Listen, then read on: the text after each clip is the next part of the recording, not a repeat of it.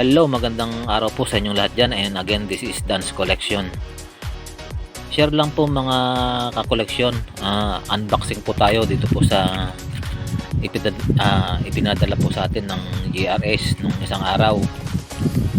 Bali, ngayon lang po natin ito mabubuksan dahil naging busy nga po tayo kahapon. Ito po yung nakapost sa Facebook. So agad po natin binili dahil ito nga po yung matagal po nating hinahanap. So ito po ay nabili natin kay Sir Bon ng Taytay Rizal. So hindi na po natin babanggitin yung apelyido nito.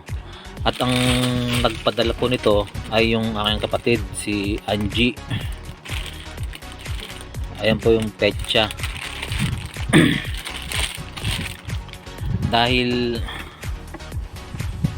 taga-roon din po yung kapatid ko, so siya po yung napag-utusan ko na bilhin niya ito kay Sir Bon.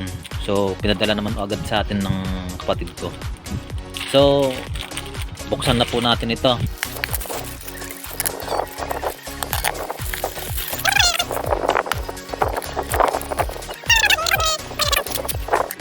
At sa wakas mga kakoleksyon ay nabili din po natin yung matagal po nating hinahanap, yung mga patuloy po nating hinahanap at binibili. So ito po,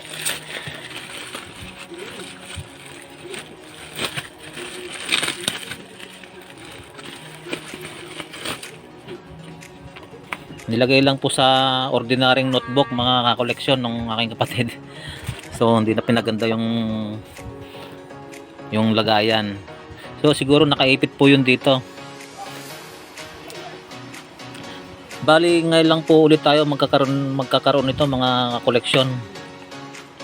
Ayan po, oh.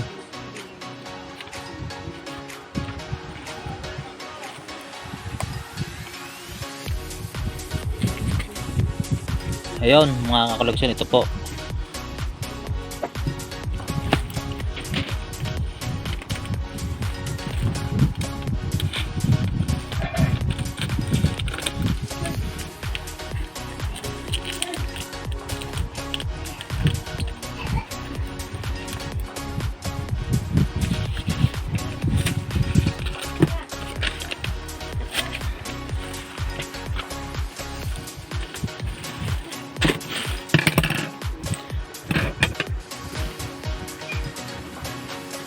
So ito po yung 50 pesos na kakoleksyon.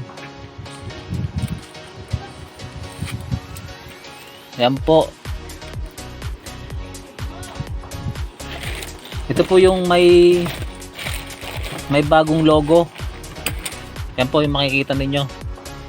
Ayan. Meron po siyang serial solid number. Ayan po, makikita nyo. So ito po, wala po tayong hawak. Swerte pong nakabili po tayo nito. Ayan, bago pa. Ayan. Meron po siyang 6 na number na magkakapareho po. Ayan. So maganda pa yung kondisyon ng 50 pesos. Bagong labas po ng bangko. So try nga natin ilabas.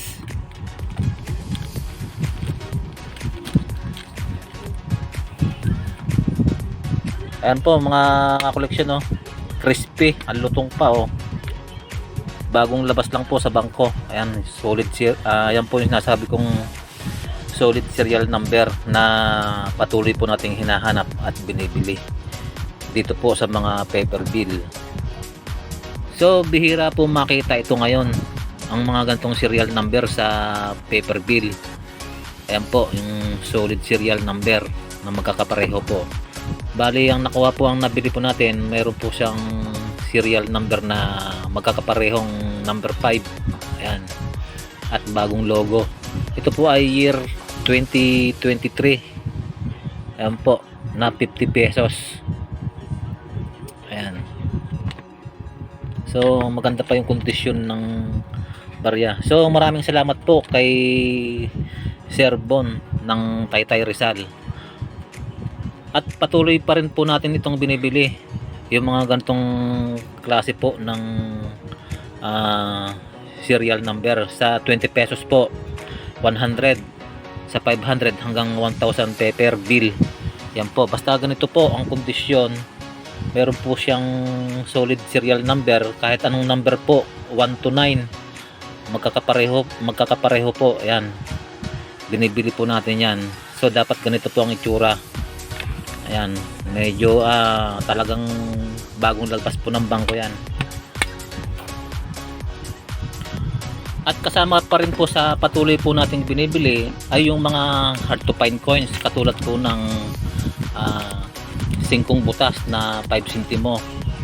Ang hinahanap po natin doon na year 2017 na taon, at sa NGC po na 25 sentimo yung kulay silver po, patuloy din po natin hinahanap yon, year 2017. At ang year 2006 na 25 sentimo yung kulay dilaw po, at ang hard to find po na year 2005 1 piso. Yan, patuloy po natin binibili yon. At yung year 2006 na 5 piso. Sa 10 piso naman po, ang patuloy po nating hinahanap at binibili ang year 2007 at ang year 2009. Yan po yung mga hard to find coins na in demand po sa mga coin collector, na talaga naman pong patuloy po nilang hinahanap at binibili. So isa rin po tayo doon. At kung nagustuhan mo ang video na ito, ay pa-share naman po at pa-subscribe po para updated ka sa mga barya at sa mga banknote na aking binibili. Maraming salamat po and follow for more.